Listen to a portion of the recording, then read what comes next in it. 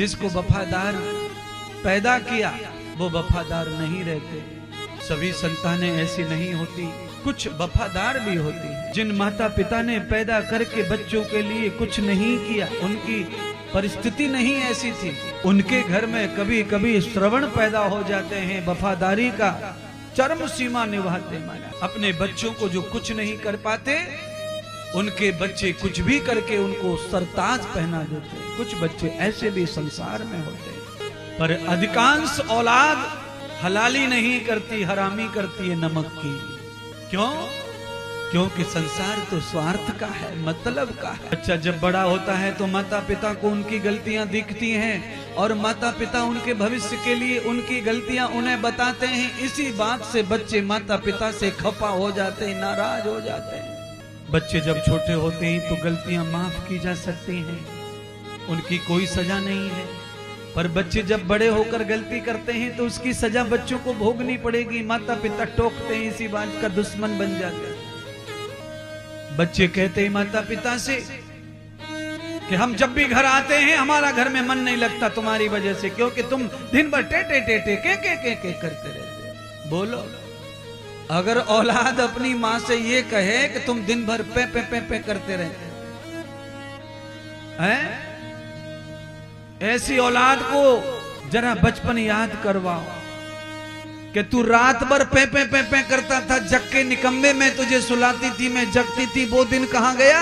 आज मेरे टोकने रोकने को पे कहता है, और जब तू पूरी रात भाए करता था तब मैं क्या करती थी तेरा निकम्मे। पर माँ में इतनी शक्ति नहीं बची कहने की, चुप हो जाती है, डर जाती है। अच्छा, माँ डर क्यों जाती है? माँ डर जाती है कि अकेला है, अकेली है, कुछ कर लेगा, कुछ कर लेगा। क्या कर लेगा? रेल के नीचे चला जाएगा तो क्या बिगाड़ देगा? कोई ये दुनिया चलाने वाला है? ऐसे कीड़े मकोड़े आए और गए, दुनिया भर के लोग आते और जाते चींटी मूंगी की तरह, ये भी कट जाएगा, मर जाए।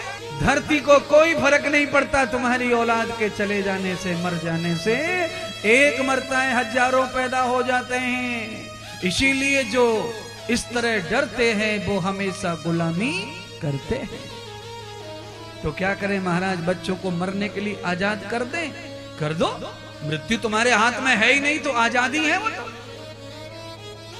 अरे मरण अपने हाथ में है कहां?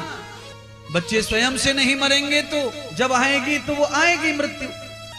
ठेला पे खड़े होके चाट खा रहे, और चाट खा के जैसे ही घर के लिए निकले चौराहे पे लपेट दिया ट्रक वाले ने। अब इसमें कहा मम्मी ने शराब दिया था? बुत जैसी करनी वैसी भरनी, मृत्यु हमेशा साथ चलती है। इसीलिए मरने की धमकी से माता पिता को डरना नहीं है। परमात्मा है मारने वाला, बचाने वाला। बच्चे नहीं मर सकते अपने आप। अपने आप अगर दुनिया मरने वाली होती तो फिर दुनिया में कोई नहीं रहता, सभी मर जाते दुख को देख करके। पर मृत्यु नहीं आती ऐसे। मृत्यु तो परमात्मा के बस में है, हमारे तुम्हारे बस में नहीं है मृत्यु। वफादार कुत्ते का उद्धार पांडवों के भ्राता धर्मराज युधिष्ठिर ने कर दिया। इसीलिए हमारे संत महात्मा बता के गए हैं, यूं आवारा होने से अच्छा है किसी महात्मा संत के पालतू शिष्य बन जाओ, जिससे कि तुम्हारा कल्याण का निश्चित हो जाए तारीख डेट। कब तक ऐसे घूमेंगे? अरे गले में पट्टा डलवा लो। जिस गले में पट्टा होता है ना, उसे उस कुत्ते को पुलिस वाले भी ढूंढते हैं, और बिना पट्टे वाले तो गली गली घूम रहे, कोई नहीं पूछ रहा बेचारों को। नाम रख दो अपने कुत्ते का। क्या नाम रखे गुरुजी बताओ? वो तो गुरुजी रख देंगे। कान दे दो गुरुजी के मुंह के सामने। गुरुजी की ट्रेनिंग को भी स्वीकार करो, उनके नियम धर्म का भी पालन करो।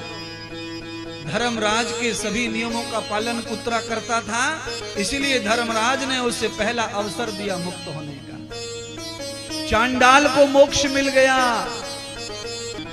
आप में से भी कोई चांडाल होगा तो मोक्ष मिल सकता है। वैसे तो आप महान हैं, पर कर्म से कोई चांडाल भी हो जाता है, आचार विचार से। पांचों पांडवों में से 4 को स्वर्ग की प्राप्ति हुई और धर्मराज को मोक्ष की प्राप्ति हुई। राजा परीक्षित बन ही चुके थे। राजा ने घोड़ा निकाला और उस पर सवार होकर अपने राज्य को परखने निहारने चले गए। राजा ने देखा नगर की पूर्व दिशा में सरोवर तालाब के नजदीक एक गाय लंगड़े पैर से बैठी है और लोग उसको लात मार रहे हैं। एक बैल असमर्थ होकर के गिर पड़ा है, लोग डंडों से पीट कर रास्ते से हटाना चाहते हैं। धर्मराज ने परीक्षित को बताया था कि जब कलयुग आएगा तो लोग गाय का खून पी जाएंगे, दूध पी जाएंगे, पर आटा दाल कोई नहीं खिलाएगा, भोजन नहीं खिलाएंगे। यही तो हो रहा है हिंदू के घर में। जब तक गाय दूध देती है तब तक तो प्यार करता है, चाटता है, पुचकारता है। दूध देना बंद कर देता, रस्सा खोल देता, जा बेटी कहीं भी जाओ, तुम्हें जहां अच्छा लगे जाओ, ट्रक के नीचे मरो, डंडे खा के मरो। ये हो रहा है कलयुग में। जो हर जगह काम आती है उसको भटकने पे मजबूर कर दिया गया। कई लोग तो मोटरसाइकिल के हैंडल से हटाते हैं गैया को रास्ते में आ जाए तब, आगे वाले पहिया को टच करके हैंडल हिलाते हैं, हट हट। इतनी भी हया नहीं है उनको कि गाड़ी खड़ी कर दें और जाकर के माता के पैर छुएं और कहें मम्मी ने एक रास्ता दे दो। इतनी अकल होती तो कलयुग के सताए नहीं कहा जाते ना। इतनी तो कमी चल रही है। जबरदस्ती हटाने से मतलब नहीं, हट जाएगी गैया, वो तो तुम्हारे रास्ते खोलने के लिए ही आई है। दुनिया में सब दर्द भोग रही है, सारे दुख भोग रही है, धरती के पापों को भोग रही है। गैया न भोगे पाप तो धरती चली जाएगी रसातल में,